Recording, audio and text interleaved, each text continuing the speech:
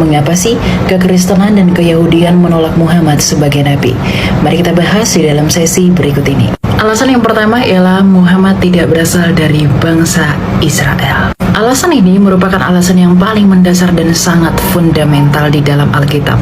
Menurut Ulangan 18 ayat 18 bahwa seorang nabi itu harus berasal dari tengah-tengah bangsa Israel yang tidak lain adalah di antara kedua belas suku bangsa Israel itu sendiri. Bahkan dalam Mazmur 137 Allah, Abraham, Ishak, dan Yakub tidak melakukan hal yang demikian kepada bangsa-bangsa lain.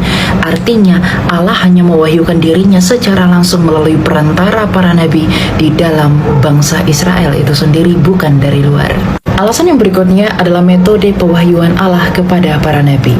Di dalam literasi keyahudian dan kekristenan secara umum sama-sama sepakat bahwa Allah secara langsung berfirman kepada para nabi, di mana para nabi akan menjadi penyambung lidah Allah dan menyampaikannya kepada umat.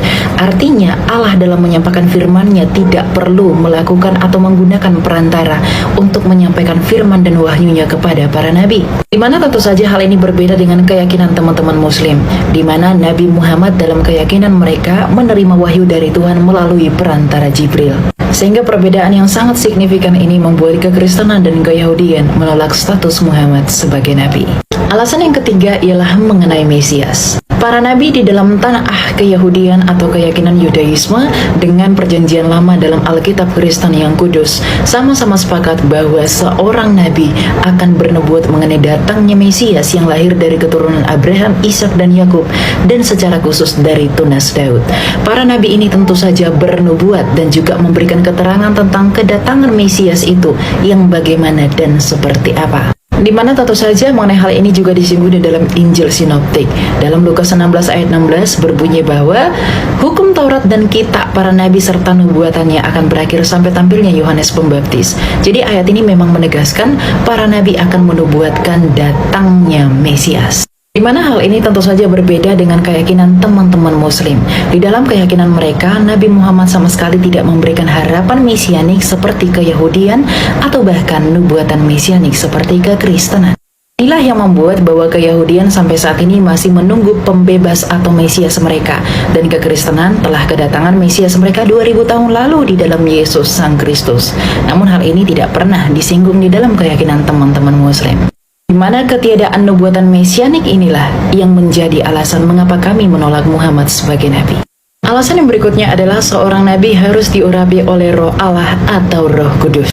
Menurut Bilangan 11 ayat 24 hingga 27 yang tak lain adalah Torah Musa yang sama-sama dipegang oleh keyahudian dan kekristenan, bahwa seorang nabi haruslah dipenuhi oleh Veruah HaKodesh atau Roh Kudus di dalam berkarya dan menyampaikan firman Allah. Di mana hal ini berbeda dengan keyakinan teman-teman muslim, di mana mereka sama sekali tidak mengenal konsep atau teologi Roh Kudus atau Roh Allah yang disebut dengan Ruach HaKodesh. Dan tentu saja ketiadaan pengajaran inilah yang membuat kekristenan dan keyahudian menolak status Muhammad sebagai nabi. Sedangkan alasan yang terakhir adalah nabi harus menulis kitab. Menurut Matius 2 ayat 5, para nabi haruslah menulis kitab secara khusus dan terutama mengenai tema besar yaitu kedatangan dan nubuatan mesianik. Bahkan di dalam literasi keyahudian mereka mengenal yang disebut dengan Nefim yang termasuk di dalam tanah mereka yang berarti kitab para nabi. Artinya para nabi haruslah menulis kitab. Demikian juga dengan keyakinan kekristenan. Hal ini berbeda dengan keyakinan teman-teman muslim, di mana Nabi Muhammad tentu tidak menulis kitab, namun menerima wahyu dari Tuhan yang disampaikan melalui perantaraan Jibril. Sehingga perbedaan yang sangat signifikan ini yang membuat kekristenan dan keyahudian menolak Muhammad sebagai nabi. Itulah beberapa alasan yang mendasari keyahudian dan kekristenan menolak status Muhammad sebagai nabi di dalam keyakinan teologi mereka. Di mana tentu saja hal tersebut akan memiliki pengaruh atau implikasi terhadap substansi pengajaran di dalam keyakinan kita masing-masing. Arti dari hal ini adalah bahwa keyakinan teman-teman muslim sama sekali tidak memiliki linearitas atau kesamaan dengan pengajaran keyahudian dan kekristenan dalam hal apapun. Sehingga kita tidak perlu memaksakan klaim teologis kita masing-masing, karena dengan demikian kita bisa hidup saling memahami dan saling mengerti. Shalom Aleichem dan Tuhan memberkati. Salam toleransi. Perhatikan, satu-satunya nama Nabi dan Rasul yang oleh Allah dianugerahi nama sifat itu hanya Nabi Muhammad SAW. Anda urutkan dari zaman Nabi paling bawah, ya, pertama kali Nabi Adam alaihissalam sampai Nabi Muhammad sallallahu alaihi wasallam, tidak pernah akan Anda temukan nama sifat kecuali melekat pada Muhammad sallallahu alaihi wasallam. Muhammad sifat dari kata Mahmud, sifat mubalaghahnya Muhammad. Ahmad sifat dari kata Hamid, sifat mubalaghahnya Ahmad. Perhatikan baik-baik. Ada Al-Hami, ada Al-Kafi, ada Al-Mahi. Itu Nabi. Di semua yang melekat pada Nabi Muhammad, 5 nama yang paling populer, 3 di hadis, 2 di Quran, itu semuanya nama sifat. Hanya Nabi Muhammad sallallahu alaihi wasallam. Untuk menunjukkan semua kemuliaan berkumpul di Nabi yang terakhir ini. Anda urutkan dari awal sampai akhir, nggak akan Anda temukan. Muhammad sallallahu alaihi wasallam bin Abdullah bin Abdul Muttalib bin Hashim bin Abdul Manaf bin Qusay bin Murrah bin Kilab bin Ka'ab bin Ghalib bin Fihr bin Malik bin Nadar bin Kinan bin Khuzaimah bin Mudrika bin Ilyas bin Nizar bin Mudar bin Ma'ad bin Adnan bin Adi bin Adri bin Muqawwam bin Nahur bin Tari bin Ya'rub bin Yasub bin Nabit bin Ismail alaihissalam bin Ibrahim alaihissalam bin Adhar bin Nahur bin Abir bin Kinan bin Arfakhshad bin Sam bin Nuh alaihissalam bin Mihlain Matushala bin Kinan bin Anwas bin Fith bin Adam alaihissalam. Cari dari bawah sampai ke atas, tidak Anda temukan kecuali Nabi Muhammad sallallahu alaihi wasallam. Nah, kalau disebutkan nama Muhammad, berarti itu sifat yang melekat pada seseorang karena kemuliaannya secara sosial, hubungan dengan makhluk. Ya, Nabi yang penyayang, pada tumbuhan beliau sayang. Kata beliau, kalau sedang ada peperangan, jangan rusak tanaman. Padahal kalau orang sedang perang itu kan emosi berkumpul. Emosi berkumpul, nggak ada orang pulang dengan perang dengan kasih sayang. Silahkan cek. Saya belum pernah temukan ada orang perang pakai kasih sayang, mustahil. Makanya di Quran surah ke-9 Al-Bara'ah, satu-satunya surah dalam Al-Quran yang tidak dibuka dengan bismillah. Yang lain pakai bismillah. Al-Fatihah sampai An-Nas bismillahirrahmanirrahim, kecuali At-Taubah. Kenapa At-Taubah tidak pakai bismillahirrahmanirrahim? Karena awal ayat At-Taubah adalah izin pembuka perang. Ketika umat pada dizalimi, nggak pernah balas. Ketika punya kemampuan, pertahankan dirimu, bukan untuk menyerang orang lain. Turunlah ayat izin. Bara'atum minallah. Sekarang mulai diizinkan kalian untuk mempertahankan diri. Turun perang. Nggak pakai bismillah. Kenapa? Karena bismillahirrahmanirrahim kalimat sayang. Rahman kalimat sayang, puncak dunia. Rahim kalimat sayang, puncak akhirat. Dan nggak ada orang perang pakai sayang. Tembak, dor. Maaf ya, nggak ada. Izin nembak ya, kalau sakit maafin aja. Udah, nggak ada. Ya, tapi dalam suasana itu kata Nabi, jangan rusak tanaman. Coba lihat, rumput-rumput pertahankan, jangan diinjak. Tanaman-tanaman pertahankan, jangan kemudian dicabut, jangan dilukai. Itulah Muhammad. Pada hewan, bayangkan. Orang dulu sembarangan menyembelih hewan. Kata Nabi, jika engkau ingin menyembelih hewan, maka tajamkan pisaunya dulu. Tajamkan. Apa tujuannya? Jangan sakiti hewannya, percepat penyembelihannya. Tarik, sekali. Ini bukan berkali-kali begini. Kata Nabi, idza dzabhtum fa ahsinul dzibhah. Kalau Anda akan menyembelih, maka baguskan sembelihan. Ya, tajamkan. Dan saat menyembelih, menajamkan pisaunya pun jangan di hadapan hewannya. Jauhkan. Jadi bukan hewannya dipanggil. Kandidat selanjutnya, oh siap-siap ya, sabar. Nanti babai cepetin, ya kan? Itu nggak boleh. Jauhkan. Sembelih, habis. Itulah Muhammad. Pada manusianya luar biasa. Ketika ditanya Sayyidah Aisyah, kaifa kana khuluqu Rasulullah sallallahu alaihi wasallam? Jawabannya kana khuluqul Quran.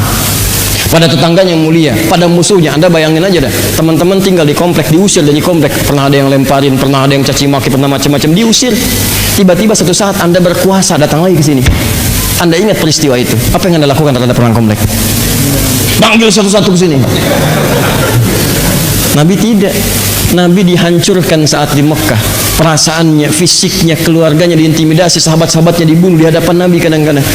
Sedang ruku kemudian ditaruh kotoran di atas punggungnya. Ketika akan lewat dicaci maki, pergi ke Taif dilempari dengan batu, darah keluar dari tubuhnya yang sangat mulia. Diusir oleh kaumnya, meninggalkan tempat yang dicintainya, sampai berbalik ke belakang saat berada di Jarwal. Ya Makkah, anti ahbu madinatin fi qalbi, laula amarani rabbi an uhajir lama taraktuki. Mekah, engkau kota yang sangat kucintai dalam hatiku. Kalau Allah nggak perintahkan aku hijrah, nggak akan aku tinggalin. Wafat pun nggak ada masalah di situ. Cuman karena Allah perintahkan aku pergi, diusir. Tiba-tiba ketika balik lagi ke situ dalam suasana Fathu Makkah, kekuatan sudah banyak, mudah bagi Nabi untuk menumpas orang yang pernah membunuh sahabatnya, mendolimi kawannya, mendolimi diri beliau. Apa yang beliau katakan? Antum mutlaqa, kalian dimaafkan pada hari ini. Yang pergi ke masjid aman, yang pergi ke rumah Abu Sufyan aman, yang mendekat ke sini aman. Antum saya bebaskan seperti Yusuf membebaskan saudara-saudaranya. Muhammad sallallahu alaihi wasallam. Itulah Muhammad. Tapi ketika disebutkan dengan Ahmad hanya sekali dalam Al-Quran, itu teman-teman bentuk isim tafdil, sighah mubalaghah dari kata hamid. Tidak pernah disebutkan hamid dalam bahasa Arab kecuali menunjuk kemuliaan seseorang yang punya sifat ibadah yang kuat kepada Rabbnya. Hubungannya vertikal, hablum minallah. Yang tadi hablum minannas horizontal, yang ini hablum minallah vertikal. Hamid kalau sekali, misal rajin tahajud tapi belum mampu puasa sunnah dengan konsisten, hamid. Rajin puasa sunnah belum mampu baca Al-Quran bagus tiap harinya, hamid. Tapi kalau orang ini tahajudnya bagus, lama, baca Qurannya bagus, puasanya rajin, maka dirubah kalimatnya dari hamid menjadi Ahmad. Kenapa Nabi Isa menyebut Nabi Muhammad dengan nama Ahmad? Untuk memberikan pesan kepada umatnya. Umatnya itu menduga Nabi Isa Nabi terakhir, karena di kitab itu pada surah ramalan. Apa ramalannya? Beritanya akan lahir Nabi terakhir, punya sifat sayang luar biasa kepada orang-orang sekitarnya. Sedangkan Nabi Isa punya sifat yang sama dengan Nabi Muhammad, penyayang. Ajarannya ajaran kasih. Makanya pengikut Nabi Isa itu meneruskan ajaran kasih. Cuman belakangan tauhidnya kemudian diselimpangkan, bukan kepada Allah, kepada yang lain. Tapi ajaran sayangnya masih ada. Sayang, berbagi, sayangi dan sebagainya. Banyak riwayat-riwayat itu. Nah, umatnya menduga ini Nabi terakhir. Kata Nabi Isa, bukan saya. Nabi terakhir itu kenapa bukan menyebut Muhammad? Kalau menyebut Muhammad maka sifatnya sama dengan Nabi Isa pada saat itu. Tapi beliau menyebut satu sifat yang tidak ditemukan pada nabi-nabi yang lain. Kata beliau Ahmad. Walaupun beliau ini dijamin masuk surga, dibebaskan dari maksiat, ma'sumun minal ma'siyah, madmunun bil jannah, tapi ibadahnya tidak akan bisa disaingi oleh nabi-nabi sebelumnya. Ahmad. Apa buktinya? Disebutkan di Al-Bukhari nomor hadis 2008, paling kanan sebelah bawah di kitabnya. Riwayat Sayyidah Aisyah radhiyallahu taala anha. Datang 3 orang sahabat, Hudzaifah al-Yamani, Ubay bin Ka'ab, Abdullah bin Mas'ud radhiyallahu taala anhum. Ja'u ila Sayyidati Aisyah radhiyallahu taala anha. Fasalu an sifati salatin Nabi sallallahu alaihi wasallam. Mereka bertanya tentang sifat salat malamnya Nabi sallallahu alaihi wasallam. Apa jawaban beliau? Perhatikan kalimatnya. La tas'alu an husnihinna wa tulihinna. Tidak usah dipertanyakan bagaimana panjang dan bagusnya salat Nabi itu, panjang dan bagusnya. Jangan ditanya, diterangkan. Yusolli arba'an tsumma arba'an tsumma thalathan. Nih memang cuma 4-4-3. Kalau di rumah saya 4-4-3. Di Sayyidah Maimunah 2-2-2-2-2, ujungnya 1. Nanti ada lagi di tempat lain beda lagi. Di tempat saya 4-4-3, cuman jangan ditanya bagus dan panjangnya. Penasaran, besoknya diikutin. Seperti sering saya kisahkan kisah ini. Begitu diikuti kata Hudzaifah, betul kata Sayyidah Aisyah, gak usah ditanya. Bacaannya indah. Begitu berhenti di ayat doa, berhenti doa dulu. Begitu sampai di ayat surga, mohon supaya umatnya ke surga. Begitu berhenti di ayat neraka, lama berlindung supaya umat masuk neraka. Tak terasa olehku ternyata Nabi ruku sudah 100 ayat Al-Baqarah. 100 ayat rakaat pertama. Kata Abdullah bin Mas'ud, aku pun pengen lihat bagaimana rasanya. Besoknya ikut lagi di belakang Nabi sholat. Kemudian sampai di ayat ke-100 itu aku duga akan ruku, ternyata nyambung Al-Baqarah sampai selesai 286 ayat. Tapi nikmat. Mungkin sekarang saatnya ruku, nyambung Ali Imran 200 ayat. Mungkin sekarang saatnya ruku, nyambung An-Nisa 176 ayat. Baru setelah itu beliau ruku. Besoknya semua tidak ikut lagi. Tapi kata Ibnu Mas'ud, bukan karena capeknya, karena indah, gak terasa. Mau seluruh Quran dibacakan pun enak aja salatnya. Cuman aku itu sering menebak di posisi mana beliau akan ruku supaya bisa aku amalkan di kemudian hari. Jadi begitu merasa akan ruku, gak jadi. Merasa akan ruku, gak jadi. Aku khawatir terganggu khusyukku karena perilakuku sendiri. Maka besok aku berpisah, tapi aku punya kesimpulan salatnya lama dan tenang. Itu biasa, kata Sayyidah Aisyah, itu masih biasa. Saya bangun ngelihat Nabi kaki bengkak, sholat belum tuntas, kaki udah bengkak. Begitu salam, kata beliau sambil suasana luar biasa. Harunya seorang istri merasakan suami demikian. Kata Sayyidah Aisyah, lima kata, alam takun madbunan, alam takun ma'suman. Ya Rasulullah, anda kan dijamin surga, dosa itu udah diampuni, dijaga dari maksiat, kenapa masih begini? Sholat sampai bengkak kakinya. Beliau santai aja bicaranya. Afala akunu abdan syakura. Apa enggak boleh aku mensyukuri semua nikmat yang Allah berikan kepadaku itu?